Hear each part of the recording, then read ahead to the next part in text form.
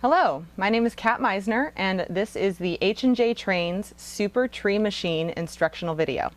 Today we'll be going over what you'll receive in your kit, as well as doing some demonstrations and constructing some trees. In your kit, you should receive the machine itself,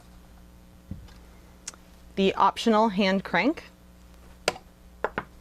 the optional wire spool holder, 1 pound of pre-cut wire, half a pound of fiber, and 1.5 pounds of flocking. This should be enough to make 200 5-inch trees. Here are some additional tools that you'll need to construct your trees. An old comb, pliers, and wire cutters. In this case, the wire cutters are included in the pliers. Scissors. Water-based paint. Here we have a spray paint can, but house paint will also work. And an optional cordless drill.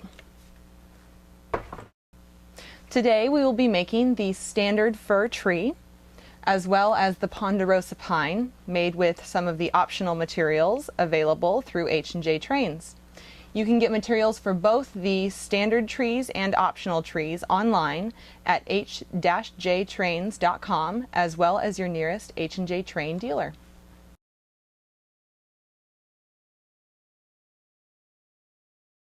Let's get started. First, we have to assemble our machine. You can use the optional hand crank if you would prefer. Just fits over the spindle and can be attached using the screws that are included. Or you can use our preferred option, which is a cordless drill. And the spindle has a hex shank that works with any standard drill. Just fit it over there, give it a couple of quick turns till you hear it ratchet, and we're ready to go.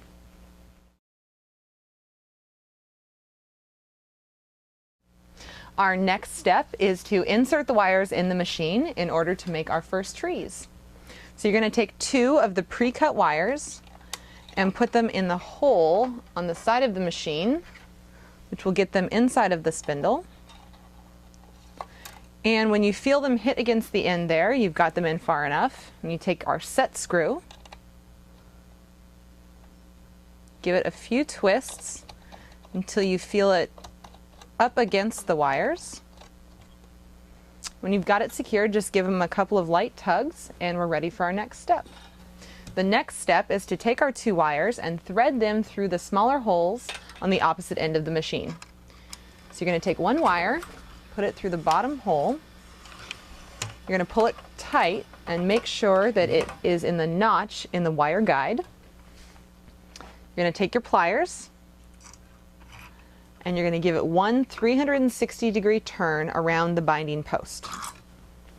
You're going to take your other wire and repeat the process for the top hole, making sure that it also fits into the wire guide on top of the first wire.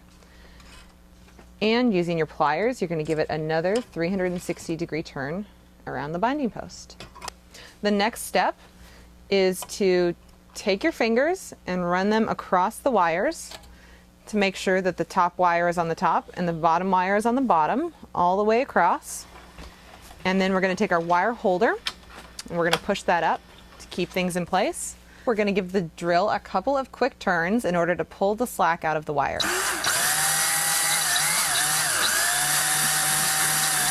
Up next, we're going to take a small bundle of fiber and our old comb, and we're just going to comb through it really quickly to get rid of any snags. Just a little bit on each side.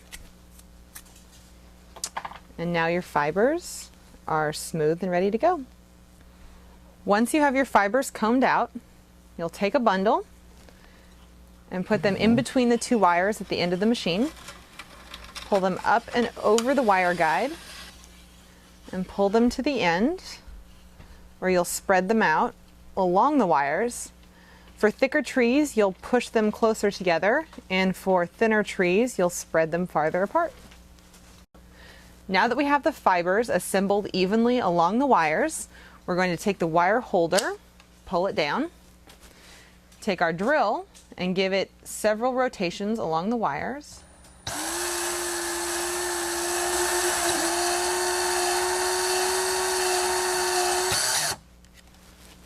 We're going to take our comb and we're going to comb out any tangles or snags that you might see with the fibers. And then we're going to continue twisting with the drill until we have a nice tight twist.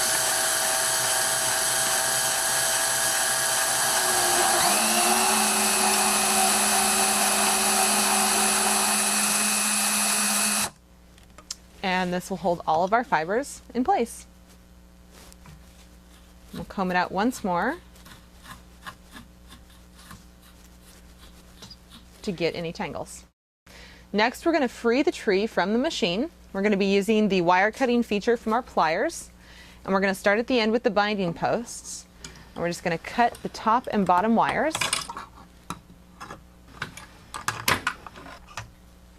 Pull the tree up. Loosen the set screw, and you have your tree. In this demonstration, we'll be making two 10-inch trees. You're going to take your wire and put it along the laser etched ruler at the bottom of the machine. You're going to take your wire cutters, and at the 10-inch mark, you're going to cut the wire in two. Once you've cut the wires, you will have two 10-inch trees with no fibers at the bottom. For this next step, we'll be shaping the tree. You'll be using the scissors you have on hand and just slowly shaping the tree to your desired look while rotating it to make it even on every side.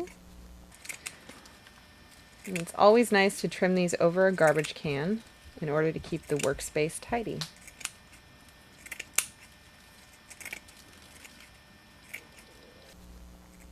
And this is a great opportunity if you'd like to thin your tree out a little bit. You can take your scissors and thin some of the fibers in the areas you like,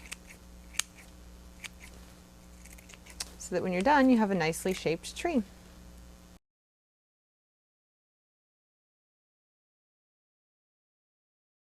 As you can see, we've moved outside to decorate our trees because we'll be using spray paint. If you're going to be making a lot of trees at once, you can also set up a spray booth for the house paint. Now what you're going to want to do is spray the tree evenly on all sides, rotating the tree for this portion, giving it a good coat of paint, because this will act as the adhesive for the flocking pieces. So in this next step, we're going to take the flocking and evenly distribute it along the tree while rotating for full coverage.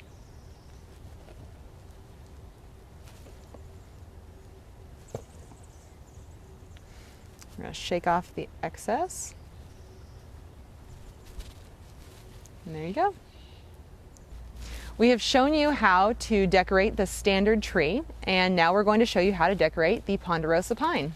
Up until this point, the steps for making both the standard tree and the ponderosa pine have been the same.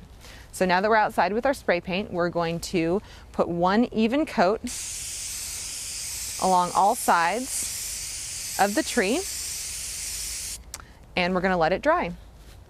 So in this method, we're not going to be using the standard flocking. Instead, we're going to be using static flocking available through H&J trains. And the advantage of this type of flocking is that it only sticks to areas where glue has been applied. So what we're going to do is we're just going to coat the very ends of the tree. And the advantage to this is if you want a thicker tree, you can put glue farther in, or if you just want to coat the ends and get a thinner tree, you can. And once we have glue evenly on all sides, we're ready to add flocking. So for this next step, we're going to be using a flocking gun available at many hobby shops and online retailers. And we simply take the clip and attach it to the end of the tree, the wire base, turn it on, and allow the static electricity to pull the fibers onto the tree, rotating around to get an even coat. Here you can see the finished ponderosa pine tree. Note the different density of flock between trees. The denser trees had their branches dipped deeper into the glue before flocking. The thinner trees had only the tips of their branches coated. Now, here's H&J Train's co-founder, Dave Heichel, to tell you more. Thanks, Kat. This is Dave Heichel. In addition to co-founding H&J Trains, I am also the owner of Heichel Layouts and Trains. Heichel Layouts and Trains has grown to be one of America's premier custom model railroad builders. Each H&J Trains product is thoroughly developed and tested. We won't offer products unless we have the confidence to use them ourselves on Heichel Layouts and Trains projects. The Super Tree Machine is no different. Your instructor, Kat, and others have used the Super Tree Machine to build thousands of trees for custom layouts such as the one you are seeing now. I hope you have found this video informative and that you will enjoy your Super Tree Machine for years to come. Whether you need a stand of a few hundred trees or an entire forest of thousands, the Super Tree Machine will help fill your model world. When you use up all the supplies included with your machine, please visit your nearest H&J Trains dealer or www.hjtrainstore.com. You will find all the same materials available to keep building. You'll also find optional materials to customize your trees. Kat already showed you how to use static flock to build the ponderosa pine tree.